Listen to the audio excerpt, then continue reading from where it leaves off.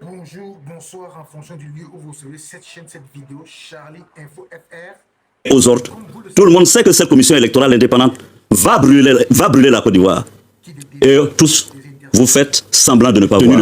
D'ailleurs, pour le reste, la justice de Côte d'Ivoire a du travail à faire. Donc la vérité est dans la main, n'est-ce pas, de la justice. Et pour la mutinerie, la découverte de cette cache d'armes chez votre directeur de protocole? Là aussi, mon directeur de protocole a été en prison. Il a été par la suite libéré. Donc je ne vois pas en quoi cela me concernerait. Donc vous êtes blanchi pour vous? Enfin, celui chez qui on a trouvé les armes est allé en prison. C'est au peuple et au seul peuple de Côte d'Ivoire de décider qui il désignera, il élira pour présider aux destinées de la Côte d'Ivoire. Nous venons de... Je vais vous faire une précision. Il y a longtemps, j'ai beaucoup réfléchi à cette question qui m'a maintes fois été posée. C'est décidé, je suis candidat. Ferme et définitif. Alors cette annonce, en fait, vous l'avez fait déjà il y a quelques jours. Oui, c'était en Espagne devant vous. Je continue à garder beaucoup de respect pour le président Ouattara. Vous parlez toujours?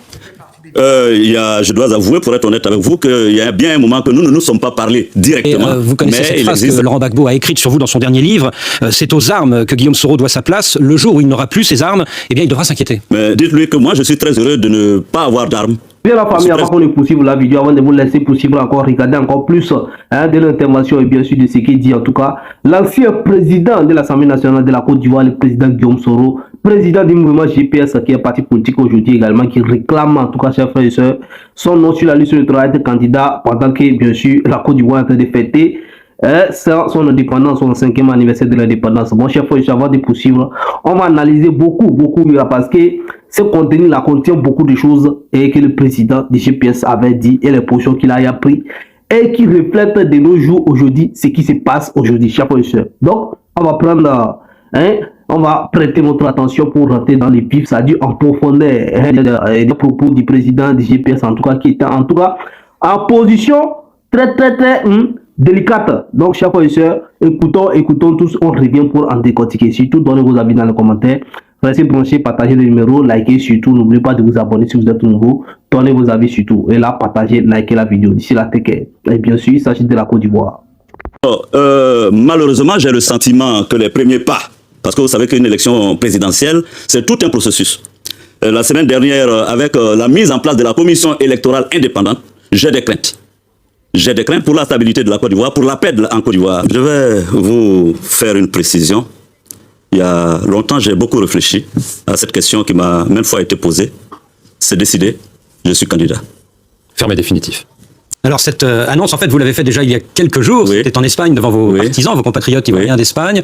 Et c'est dans ce même pays, il y a quelques jours aussi, que vous dites avoir été victime d'une mystérieuse tentative d'arrestation dans un grand hôtel de Barcelone. Oui. Vous avez laissé entendre que derrière tout cela, il y avait le pouvoir ivoirien. Celui-ci dément catégoriquement. Est-ce que vous ne jouez pas un peu au martyr? Ai-je besoin de jouer au martyr? L'hôtel dans lequel j'ai logé existe. Il s'appelle El Palace de Barcelone. Les faits que j'ai évoqués d'ailleurs, le communiqué du gouvernement, ne dément pas la survenance des faits. Simplement essaie de se dédouaner. J'ai décidé, pour la clarté des choses, de laisser la justice espagnole, qui est insoupçonnée, faire son travail. Mais qui est derrière? Justement, la justice espagnole le dira. Parce qu'on ne comprend pas tout. La police est intervenue au milieu de la nuit. À 4 h du matin, entre 3 h et 4 h du matin. Soi-disant pour vous arrêter, et finalement, il vous a laissé tranquille. Bah écoutez, je dis une fois de plus, l'hôtel où j'ai résidé, où les faits se sont déroulés existe. Le directeur de l'hôtel m'a adressé des excuses. La justice espagnole est saisie. Laissons la justice faire son travail. Je ne veux pas anticiper sur ce que dira la justice, mais voyez-vous, quand on s'apprête, quand on a été à des responsabilités comme je les ai assumées dans mon pays, on ne prend pas de risque avec ce genre de choses. Alors, le président Alassane Ouattara a affirmé à plusieurs reprises qu'il n'empêcherait personne d'être candidat. Mais est-ce que vous ne craignez pas, à votre retour, sans doute prochain en Côte d'Ivoire, d'être inquiété par la justice et de ne pas pouvoir vous présenter à cette élection? Je ne vois absolument pas de raison pour que la justice m'empêche d'être candidat. Je vous ai dit, pour moi, c'est décidé. Il reste maintenant en harmonie avec l'ensemble des Ivoiriens que cette déclaration soit solennelle et officielle en terre de Côte d'Ivoire. Parce que pour moi, pour être président de la République d'un pays, c'est la rencontre entre un peuple et un homme. Vous rentrez quand? Je serai déjà en Côte d'Ivoire la semaine prochaine. Au Burkina Faso, au procès du putsch manqué de septembre 2015, c'est notamment sur la base d'écoutes téléphoniques que Djibril Bassolé, votre ami Bassolé, Tout à fait. vient d'être condamné. Et comme beaucoup ont reconnu aussi votre voix dans ces écoutes téléphoniques, est-ce que vous ne craignez pas d'être poursuivi de votre côté, qui sait, par la justice ivoirienne? Par la justice burkinabé ou la justice ivoirienne? Ivoirienne. À quel motif? Alors burkinabé. Par la justice burkinabé? Bah, écoutez, pour vous rafraîchir la mémoire, sachez que en 2016, j'ai été l'objet, n'est-ce pas, d'un mandat d'arrêt international, donc qui a été abandonné, et que d'ailleurs Interpol avait totalement discrédité. Donc je ne vois plus de raison d'être inquiété par quelque justice que ce soit. Alors, Guillaume Soro, vous avez un passé sulfureux, sans remonter jusqu'au coup de force de septembre 2002, et en plus de cette affaire des écoutes, on pense évidemment à l'ANA de votre ancien frère d'armes, IB, c'était en avril 2011, à l'époque vous étiez le Premier ministre et le ministre de la Défense d'Alassane Ouattara. Oui. On pense à cette découverte d'une cache d'armes chez votre directeur du protocole à Bouaké, c'était en pleine mutinerie, en mai 2017. Oui. Est-ce que vous n'allez pas traîner ces deux affaires comme des boulets à votre pied? Bah, écoutez, d'abord, en ce qui concerne la mort de M. Koulibaly Ibrahim, IB. Je n'étais pas en Côte d'Ivoire. Mais vous étiez Premier ministre Oui, et j'étais ministre de la Premier Défense. ministre, donc vous pouvez quand même concéder que je n'avais pas de pistolet sur moi. Non, mais vous auriez pu être le maintenant, c'est que- commanditaire. vous Vous dites- auriez pu être le commanditaire. Ah, vous m'accusez. Non, je mets au conditionnel. Ah ouais, donc si c'est au conditionnel, permettez-moi de dire avec la vérité sur les faits et l'exactitude matérielle des faits. Je n'étais pas en Côte d'Ivoire quand IB a... On est d'accord. Donc je ne pouvais pas avoir tenu le soleil. Pour le reste, la justice... Bon, avant de vous laisser poursuivre encore plus et rentrer encore dans le vif du sujet et encore écouter beaucoup de choses, et vous allez voir que, avant de regarder tous ces numéros, vous allez comprendre aujourd'hui. Bon, parce que ces numéros contiennent déjà les relations avec le président Alassane Ouattara du président Guillaume Soro, les relations avec le président et Laurent Gbagbo avec Guillaume Soro, et avec la population et surtout sa séparation et qu'est-ce qui s'est passé. Beaucoup de choses se disent là-bas. Donc, chers frères et sœurs, le président du GPS, le président Guillaume Soro, est-ce qu'il est trop ambitieux? Est-ce qu'il a été trahi? Ou bien c'est lui qui a trahi?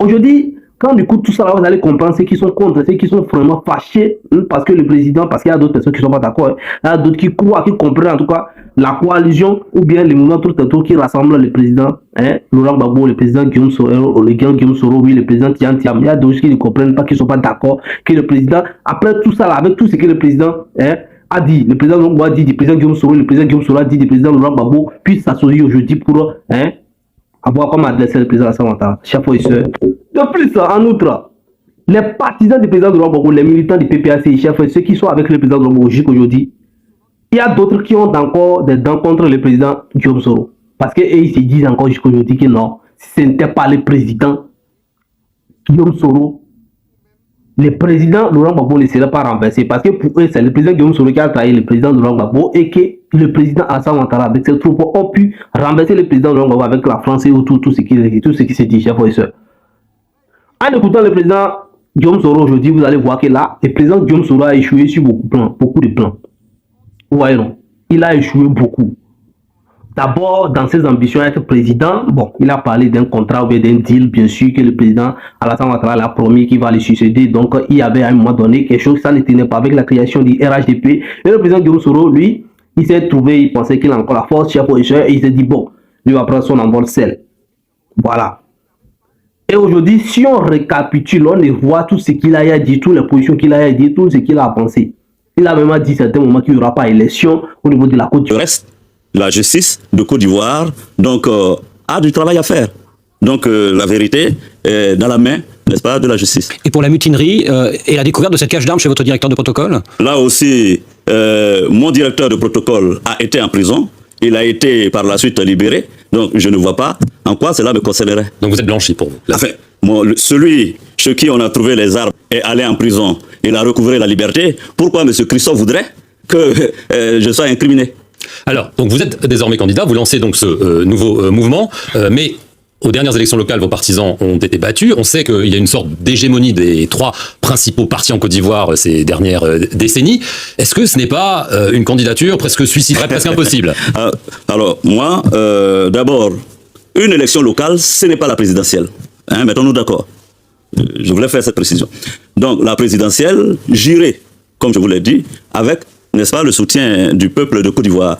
Et je réaffirme ici que c'est au peuple et au seul peuple de Côte d'Ivoire de décider qui il désignera, il élira pour présider aux destinées de la Côte d'Ivoire. Nous venons de lancer notre mouvement, déjà pour les premiers jours du lancement de ce mouvement que j'ai fait à Valence.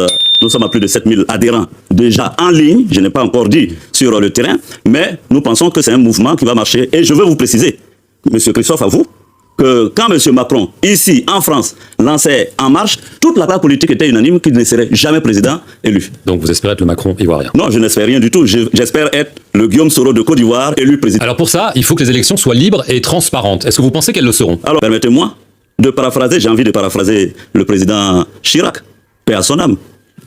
Tout le monde sait que cette commission électorale indépendante est stipendiée et aux ordres. Tout le monde sait que cette commission électorale indépendante va brûler la Côte d'Ivoire. Et tous, vous faites semblant de ne pas voir. Vous regardez ailleurs. Brûler, c'est quoi? C'est la guerre civile?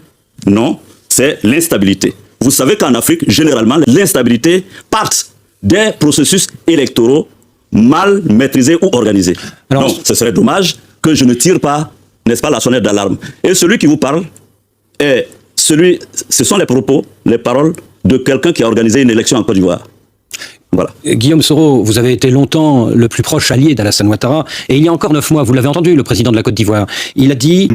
Ça dit, le président Guillaume Soro pensait en tout cas à un moment donné toujours qu'il avait encore une force de frappe, qu'il avait une popularité, une force bien sûr décisionnelle dans la vie politique bien sûr de la Côte d'Ivoire, qu'il a proposé, il a dit beaucoup de choses, et ça ne s'est pas réalisé. Vous voyez, non? Donc la crédibilité du président Guillaume Soro est aujourd'hui diminuée, c'est-à-dire a diminué au niveau de l'armée ou bien de la population ivoirienne. Donc, pour moi, l'option que le président Guillaume Soro a choisi aujourd'hui de se rallier bien sûr à l'adversaire du président Alassane Ouattara, qui est le président Guillaume Soro, eh bien c'est parce que c'est lui qui profite plus. Et c'est la seule option crédible pour lui. Puis c'est en écoutant tout ce qu'il a dit, tous ses propos, que contre le président Laurent Gbagbo, contre le président Alassane Ouattara, tout ce qu'il dit, qu'il ne sera pas candidat, que lui va gagner les élections, que c'est lui qui va être candidat, il va faire tout ça là, qu'il n'y aura pas ceci, il n'y aura pas ceci. Tout ce qu'il a dit là, le président Alassane Ouattara a surmonté ça. Ça dit, il n'y a rien qui s'est réalisé. Il dit qu'il n'y aura pas d'élection, il y a eu élection. Il dit qu'il sera candidat, il n'a pas pu être candidat. Il dit qu'il va revenir au pays. Il est revenu au pays, il est reparti aujourd'hui, il n'est pas au pays, il est en exil. Donc, aujourd'hui, franchement, les actions du président Guillaume Soro sont en train de tomber sur lui. Tout ce qu'il a fait, tout ce qu'il a dit pour essayer de ponter sa popularité ou bien de prendre position ou bien de gagner des postes ou bien de faire tout ça, ça retombe toujours sur lui. Aujourd'hui, on peut le dire on peut dire qu'il est le malheureux, que ce soit entre les 4 personnes, bien sûr, le malheureux de la politique de la Côte d'Ivoire aujourd'hui, chers frères et sœurs. C'est quand on écoute tout ça là, on voit ce qui se passe aujourd'hui, on peut dire que le président Guillaume Soro est le malheureux de la politique ivoirienne aujourd'hui. Entre le président Alassane Ouattara, le président Charles de Goutte, le président Alassane et le président Laurent Gbagbo et le président Guillaume Soro. Vous voyez non? En tout cas, comme lui-même l'a dit, en politique, on ne peut pas on ne peut pas dire que ça tout peut changer à tout moment. Quoi. Il n'y a pas de science fixe là-bas. En politique, tout peut basculer de tous les côtés à tout moment. Donc pour lui, il a toujours espoir. Il faut toujours laisser la tête debout, il faut lever toujours la tête parce que ça peut tourner à tout moment. Ceux qui détiennent aujourd'hui peuvent ne pas détenir demain. Donc, le 25 octobre, chaque fois, 2025, c'est un autre tournant. Et les décisions vont être prises.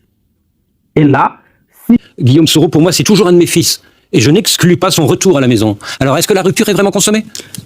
Écoutez, au plan politique, je pense que la rupture est consommée, puisque j'ai lancé mon mouvement. Ce mouvement va à la conquête du pouvoir d'État, mais je dois vous dire qu'au plan personnel et humain, je continue à garder beaucoup de respect pour le président Ouattara. Vous vous parlez toujours?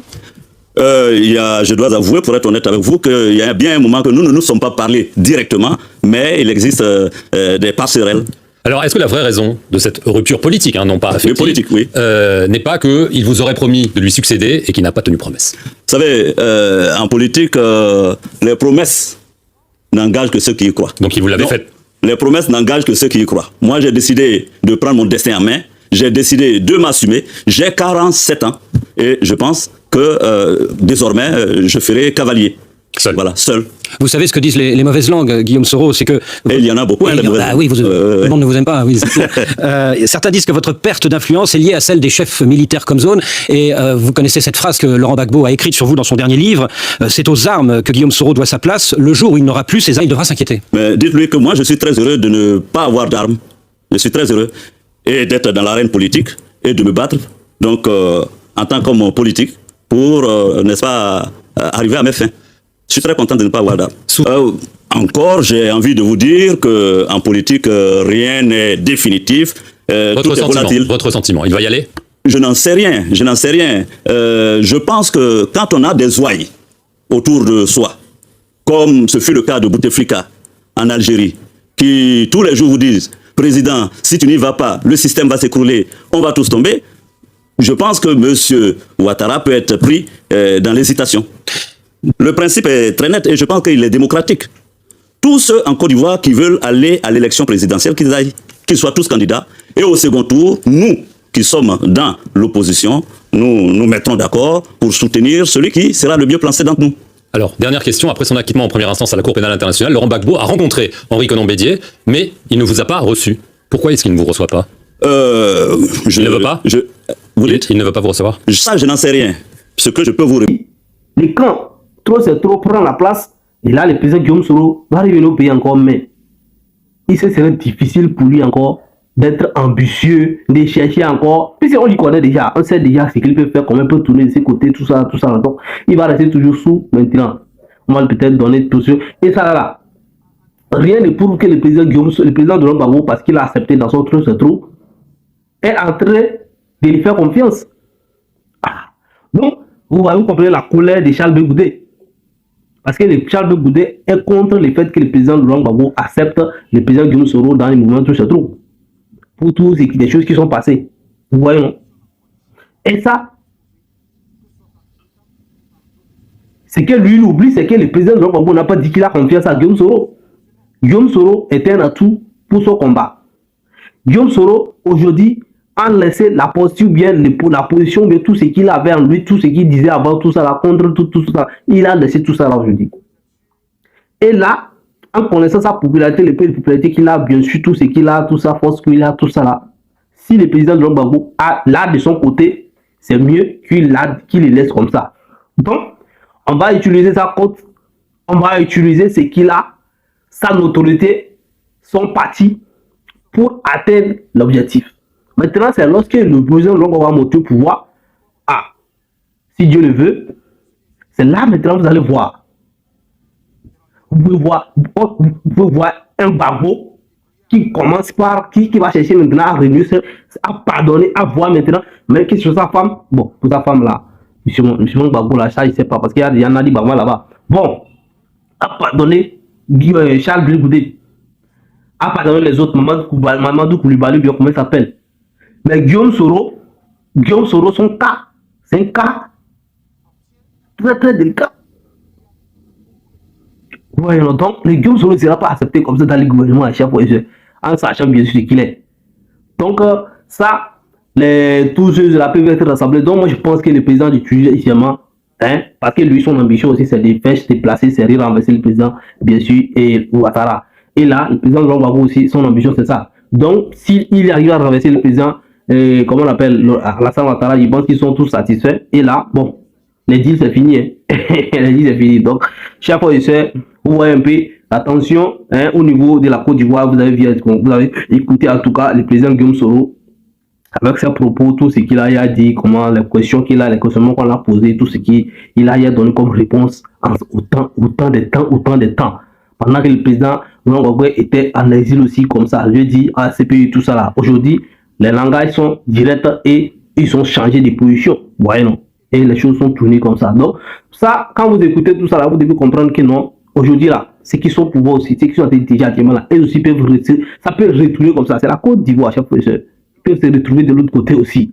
Comme ça. Donc, chaque fois, restez serein. N'oubliez pas surtout, abonnez-vous si vous êtes nouveau. D'ici là, take care. Alors, vous avez bien compris, vous avez bien écouté la vidéo, vous avez très bien écouté, certainement. Donc, faites-vous votre idée, commentez, likez, partagez. n'oubliez pas de vous abonner, de nous laisser un petit pouce en haut pour liker, merci. Une fois de plus, si vous ne likez pas les vidéos, si vous ne commentez pas, nous ne pouvons pas évoluer. Si vous ne souscrivez pas, si vous ne vous abonnez pas, nous ne pouvons pas évoluer. Et nous vous prions vraiment de le faire pour nous parce que ça nous donne le courage et la force. YouTube reconnaît, lorsque vous likez, vous partagez, ça permet que l'algorithme YouTube partage des vidéos à plus de personnes encore. Merci beaucoup. Nous répondons à tous les commentaires. Portez-vous bien. À la prochaine vidéo. Ciao, ciao.